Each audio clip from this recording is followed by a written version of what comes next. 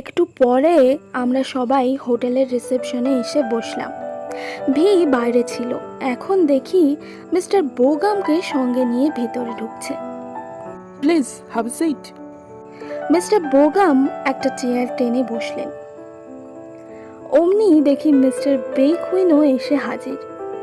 তিনি ভিয়ের দিকে তাকিয়ে বললেন, সরি ফর লেট, সব কি শেষ হয়ে গেছে? না মিস্টার, আপনি না আসলে শুরু কিভাবে করি? জিমিন কয়েকজন পুলিশ অফিসারের সাথে দাঁড়িয়ে হেসে হেসে কথা বলছে। যতই অচেনা হোক, যে যে দলের লোক তার সাথে তার ঠিকই ভাব হয়ে যায়। ভি বলল, সবাই এসে গেল যে, এবার তাহলে শুরু করি। ঘটনা কি দেখতে একে একে লোক জড়ো হচ্ছে। সবাই মুখ চাওয়াচাওয়ি করছে।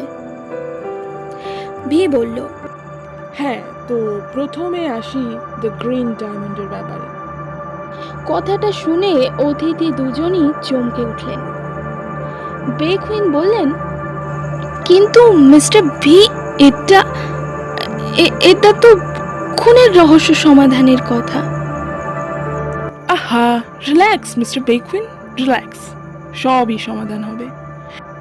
হ্যাঁ, তো এখানে উপস্থিত সকলের উদ্দেশ্যে বলছি, গত 1.5 মাস আগে ইয়ংবোগিং প্যালেস থেকে যে গ্রিন ডায়মন্ড চুরি গেছে, এটা নিশ্চয়ই সকলে জানেন। সবাই মুখ চাওয়াচাওয়ি করতে লাগলো। এটা আমি জানি। ভি এবার মিস্টার বোগামের দিকে তাকিয়ে বলল, মিস্টার বোগাম, আপনার জন্য একটি দুঃসংবাদ আছে। মিস্টার বোগাম ভ্রু কুঁচকে ভিয়ের দিকে তাকালেন। আপনার মেয়ে জিসুকে গেম হাই এয়ারপোর্ট থেকে গ্রেপ্তার করা হয়েছে। এবার ওনার চোখ কপালে উঠল। তারপর আবার ভ্রু কুঁচকে বললেন, মানে কার মেয়ে? আপনার একমাত্র মেয়ে জিসু। কি যা তা বলছেন, আমার কোনো সন্তানই নেই। যিশু যে আপনারই সন্তান তা একটু পরেই প্রমাণ করে দিচ্ছি। তার আগে কাহিনীটা প্রথম থেকে শুরু করা যাক। যিশু আর মিস্টার বেকুইন ছিলেন প্রেমিক প্রেমিকা। দুজন দুজনকে অত্যন্ত ভালোবাসত। বেকুইন চমকিত হয়ে ভিয়ের দিকে তাকিয়ে চোখ নামিয়ে নিলেন। এতে করে বোঝা গেল ঘটনা সত্য। ভি বলা শুরু করলো, একদিন যিশু আবদার করলো তার একটা ডায়মন্ডের রিং লাগবে, তাও আবার যে সে ডায়মন্ড নয়, গ্রিন ডায়মন্ড। এক্স্যাক্ট ইয়ংবোগিং প্যালেসের গ্রিন ডায়মন্ডই তার লাগবে। বেকুইন প্রথমে ব্যাপারটা মজার ছলে নিয়েছিল, কিন্তু পরে সে বুঝতে পারে যিশু এ ব্যাপারে সিরিয়াস। নানান ফুসমন্তর দিয়ে সে বেকুইনকে রাজি করায়। তারপর তারা প্ল্যান করে কিভাবে চুরি করবে। তার একার দ্বারা সম্ভব নয়, তাই সে দলে সুবিনকেও নিয়ে নিল। সুবিনের পরিচয় ঠিকানা সম্বন্ধে এখনো কিছুই জানা যায়নি, খোঁজ চলছে। ডায়মন্ড চুরি করে ওরা মিস্টার বোগামের মাছের বোটে করে জলপথেই খুব সহজে জেজুতে চলে আসে। যখন চুরির ব্যাপার জানাজানি হয়, চারিদিকে কড়া নিরাপত্তা দেওয়া হয়, ততক্ষণে ডায়মন্ড জেজুতে চলে এসেছে। আমি খোঁজ নিয়ে জেনেছি মিস্টার বেকুইন একজন আর্টিস্টের সাথে সাথে জুয়েলারও বটে, খুব দক্ষ জুয়েলার। জেজুতে আসার সাথে সাথে ওরা বড় ডায়মন্ড কাছে রাখার রিস্ক না নিয়ে 3 টুকরো করে ভেঙে ফেলে। ওরা ঠিক করে একটা যিশুর জন্য আংটি করবে, বাকি 2টো পাচার করে দেবে।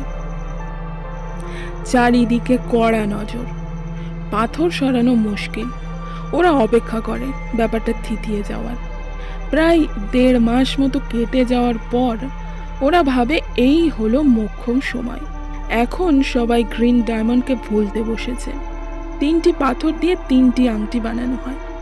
একটা যিশুর জন্য, যেটা তার কাছেই থাকবে, একটা সুবিনের আঙুলের মাপে, আর একটা বোগামের আঙুলের মাপে। সুবিন আর বোগাম আংটি আঙুলে পরেই কোরিয়া থেকে বেরিয়ে যাবে এই ঠিক করা হয়, কারণ আংটি আঙুলে থাকলে কারো সন্দেহ হবে না। আজকাল সবুজ পাথরের আংটি অনেকেই পরে থাকে। সি বিচের যে দিকটাতে আমরা তাঁবু পেতেছিলাম সেদিকটা একেবারেই নিরিবিলি। আমরা যেদিন জেজুতে পৌঁছাই তার আগের রাতে বোগাম বোট নিয়ে অপেক্ষা করছিল। এদিকে বেকুইন সুবিনের তর্জনীর সাইজে আংটিটা বানিয়েছিল, কিন্তু সুবিন এত দামি একটা আংটি হাতে পেয়ে লোভ সামলাতে পারল না, তাই সে শখ করে অনামিকাতে আংটিটা পরে।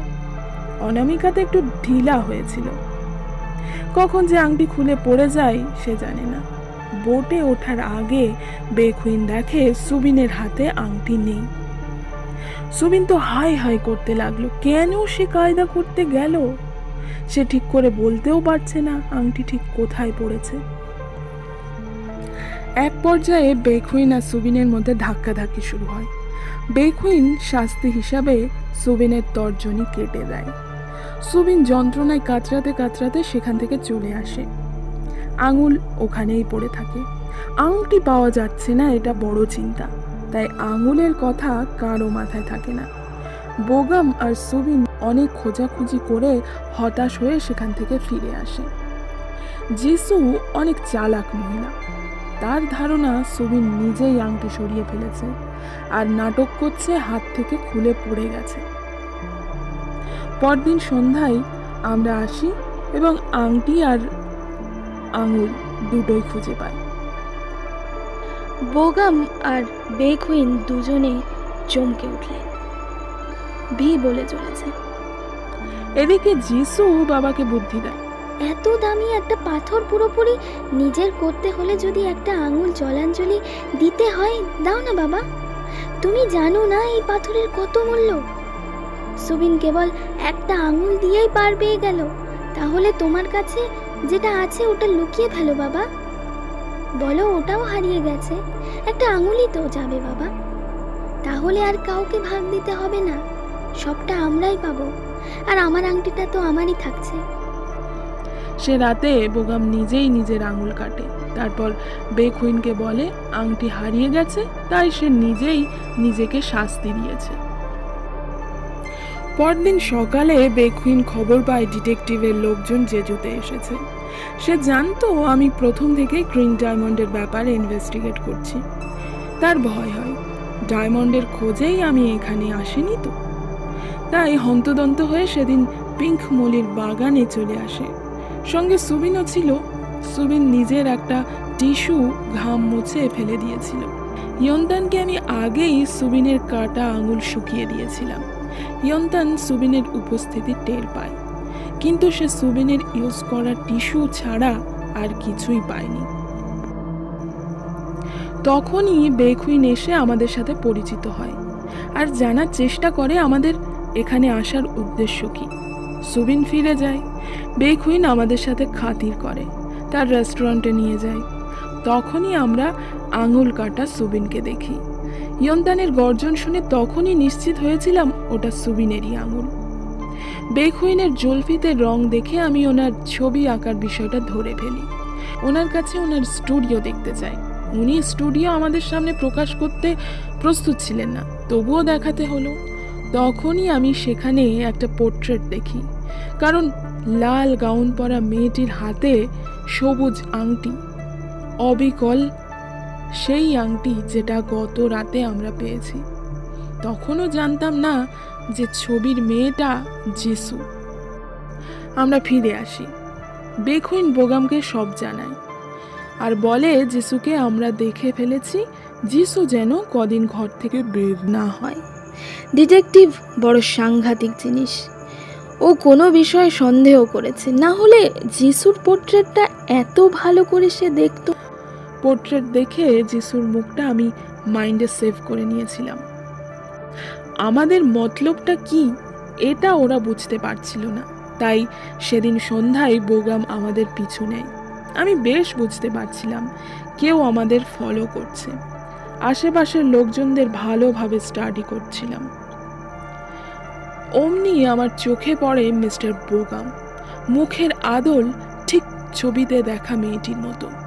বাবা মেয়ের মুখের আদল তো এক হবেই।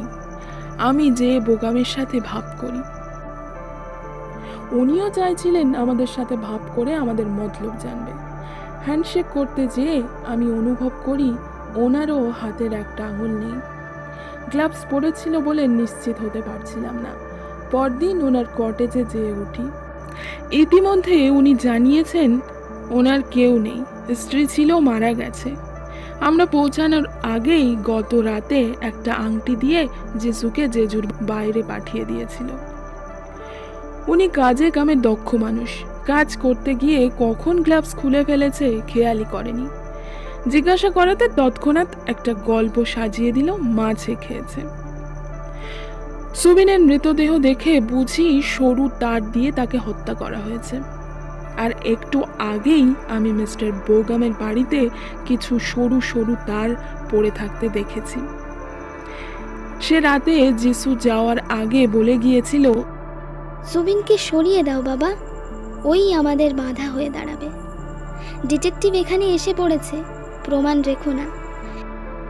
বেকুইন আর বোগাম মিলে সুবিনকে হত্যা করে বোগামের কটেজে বসে। তারপর বোগামকে বলে, এটাকে তোমার রেস্টুরেন্টের আশেপাশে ফেলে দাও, আর সকাল হলে ডিটেকটিভকে সবার আগে জানিও খবরটা, তাহলে আর তোমার ওপর সন্দেহ থাকবে না। মিস্টার বোগাম এবার বলে উঠলেন, মিথ্যে কথা, আমি খুন করেছি তার কি প্রমাণ আছে? সরু তার আমার বাড়িতে থাকতেই পারে, আরো অনেকের বাড়িতে আছে, তাই বলে তারাও খুনি? আপনি এসব কি গাঁজাখুরি বোঝাচ্ছেন? আমি মানব না। আর একটা প্রমাণ দেখানো বাকি আছে। আশা করি এবার সবার কাছে পুরো ব্যাপারটা ক্লিয়ার হয়ে যাবে। এটা যিশু, আপনার মেয়ে, আপনার কাছে ভয়েস রেকর্ড পাঠিয়েছে। আপনি সব ডিলিট করলেও বোকা যিশু কিছুই ডিলিট করেনি। এবার ভি পকেট থেকে ফোন বার করে জেসুর ভয়েস রেকর্ডটা অন করে হোটেলের রিসেপশনের মাইক্রোফোনের সামনে ধরল। পুরো হল জেসুর ভয়েসে গম গম করে উঠল। এক্সেলেন্ট বাবা, সুবিনের মৃত্যুর খবর পেয়েছি, খুবই ভালো লাগছে। প্রমাণ রেখে দিয়ে নিশ্চিন্ত থাকা যায় না। এবার সুযোগ বুঝে ওই বেকুইনের বাচ্চাকেও সরিয়ে দাও। কত শখ, ও নাকি আমাকে বিয়ে করবে। ওর কোনো যোগ্যতা আছে আমাকে বিয়ে করার? আমি কিছুদিন পর ফিরে এসে তোমার কাছে যে পাথরটা আছে ওটাও নিয়ে যাব। আর সরি বাবা, এই বুদ্ধিটা আগে মাথায় আসেনি, শুধু শুধু তোমার একটা আঙুল কাটতে হলো। মিস্টার বেকুইন হতভম্বের মতো হয়ে গেছে। ওনার চোখ দিয়ে জল গড়াচ্ছে। এতদিন ধরে সে ভুল মানুষকে ভালোবেসেছে। যিশু কখনোই তাকে ভালোবাসেনি, আর সে যিশুর জন্য কি না করেছে। ভি বলল, এতক্ষণে মিস্টার বোগামের বাড়িতে তল্লাশি চালানো হয়েছে, কিন্তু কোনো পাথর পাওয়া যায়নি। মিস্টার বোগাম শয়তানি হাসি হাসলেন। তবে আমার সন্দেহ ছিল পাথরটা বোধহয় ওনার মাছ ধরার বোটে লুকানো রয়েছে। আমার সন্দেহ ঠিক হয়েছে, এতক্ষণে পাথরটি উদ্ধারও করা হয়ে গিয়েছে। শয়তানি হাসি মিলিয়ে যেয়ে মিস্টার বোগামের মুখ ফ্যাকাশে হয়ে গেল। মিস্টার বেকুইন, আপনার স্টুডিওতে তল্লাশি চালিয়ে আপনার জুয়েলারির যন্ত্রপাতিগুলো উদ্ধার করা হয়েছে। কিছু মনে করবেন না, পুলিশের লোক এত অসাবধান, আপনার কয়েকটা ছবি নষ্ট করে ফেলেছে। বেকুইন তাচ্ছিল্যের হাসি হাসলেন। এদিকে জীবন নষ্ট হয়ে গেছে, আর আপনি ছবি নষ্টের কথা বলছেন? জীবনে যাকে সব থেকে বেশি ভালোবেসেছিল সে, তার থেকে এত বড় ধোঁকা খেয়েছে সে। তিনি নিঃশব্দে কাঁদছেন, সবাই তাকে দেখছে। ভি বলল, যে আপনাকে চুরির মতো জঘন্য কাজ করতে বলে, যার পরিণতি কেবল জেলের মধ্যে পচে মরা, সে আর যাই করুক ভালো কখনো বাঁচতে পারে না। এটা আপনার বোঝা উচিত ছিল মিস্টার বেকুইন। ভুল মানুষকে ভালো না বেসে যদি একটিবার নিজেকে ভালোবাসতেন, তাহলে কখনোই আপনি এমন পাপ কাজে নিজেকে ঠেলে ফেলে দিতে পারতেন না। এখন অপরাধের শাস্তি তো আপনাকে পেতেই হবে। পুলিশ আসামি দুজনকে নিয়ে চলে গেছে। একে একে লোকজন সবাই সরে গিয়েছে। আমি বললাম, আচ্ছা এটা তো বললি না যে প্রথম দিন রাতে তাঁবুর বাইরে কে পায়চারি করছিল? আমার কথা শুনে নামজুনপ্পা আর জিনপ্পা আগ্রহ নিয়ে বিয়ের দিকে তাকালো, আর বাকি তিনজন হো হো করে হেসে উঠল। ওটা তো আমরা রামুকে জ্বালানোর জন্য প্ল্যান করেছিলাম, কিন্তু রামু নিশ্চিন্তে ঘুমিয়েছে আর তুই বারবার বেরিয়ে বেরিয়ে দেখছিলি। ভাগ্যিস তুই অন্তত জেগেছিলি, না হলে প্ল্যানটা জলে যেত। রাগে আমার মাথা গরম হয়ে যাচ্ছিল। জিনপ্পা বলল, আমিও এই রকমই অনুমান করেছিলাম, তাই না বলি? এমন শয়তানি বুদ্ধি ওই বদের হাড্ডি ছাড়া আর কার মাথায় আসবে? নামজুনপ্পা বলল, ওরে ভি পাগলা রে, তোর ওই শয়তানি সরানোর জন্য আমি ওষুধ তৈরি করেছি। তারা ইনজেকশনের মাধ্যমে তোর শরীরে পুট করে দিচ্ছি। সরি হিউং, আর কখনো হবে না। এই বলে ভি দৌড়ে পালালো। নামজুনপ্পা ওর পেছন পেছন যেতে যেতে বলল, আমার পেছনে লাগা, তোর স্বাদ মিটিয়ে দিচ্ছি আজ। ভি দৌড়ে যেয়ে একটা রুমের মধ্যে ঢুকে দরজা বন্ধ করে দিয়েছিল। নামজুনপ্পা দরজা ধাক্কাতে ধাক্কাতে বলল, ওরে ভি পাগলা রে, বাইরে বেরিয়ে আয় বলছি। ওনার কথা শেষ হতে না হতেই দরজাটা দেয়াল থেকে আলগা হয়ে খুলে সশব্দে মেঝের উপর পড়ে গেল। জিনু ভাইয়া আর আমার মাথায় হাত পড়ল। নামজুনপ্পা মুখ দিয়ে বিরক্তিসূচক শব্দ করলেন। আহ, ভি ভিতরে হা হয়ে দাঁড়িয়ে আছে। জেকে জিমিন একসাথে বলল, হিউং, শয়তানি কমানোর ওষুধ পরে হবে, আগে নিজের জন্য জিনিসপত্র ভাঙার ওষুধটা বানাও।